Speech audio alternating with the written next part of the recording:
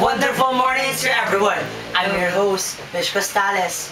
And I'm his host, Prince Lorenzo. And today we'll teach you how to make graham with cookies. Yeah, but why cookies? Because mangoes are too mainstream and many people like cookies. Ah, and it's yummy too. So let us introduce our chefs for today.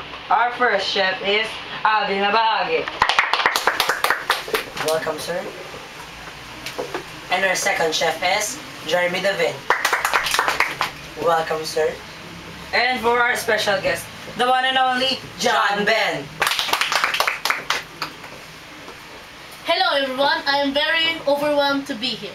Let us give them a warm round of applause.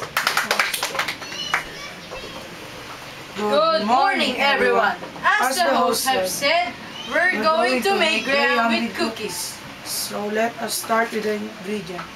First, graham. Second, cookies. Third, nestle cream. Fourth, condensed milk. And now for the materials. Spoon and container. So let's start. First, gently place the graham on the container. We would like to thank MY Sans Grahams for sponsoring us for the grahams.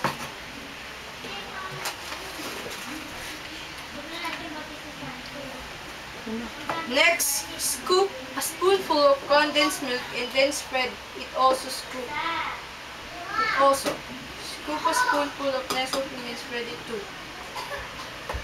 And thank you for Alanza for sponsoring us for the condensed milk.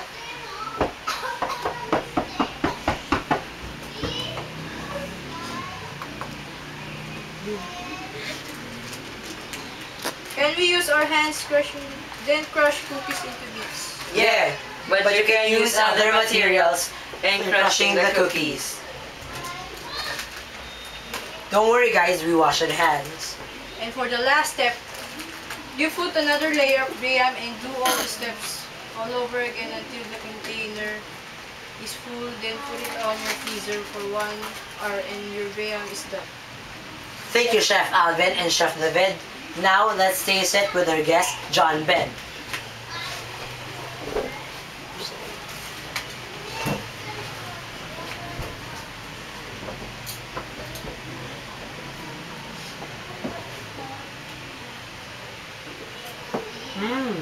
Yummy. It's so tasty.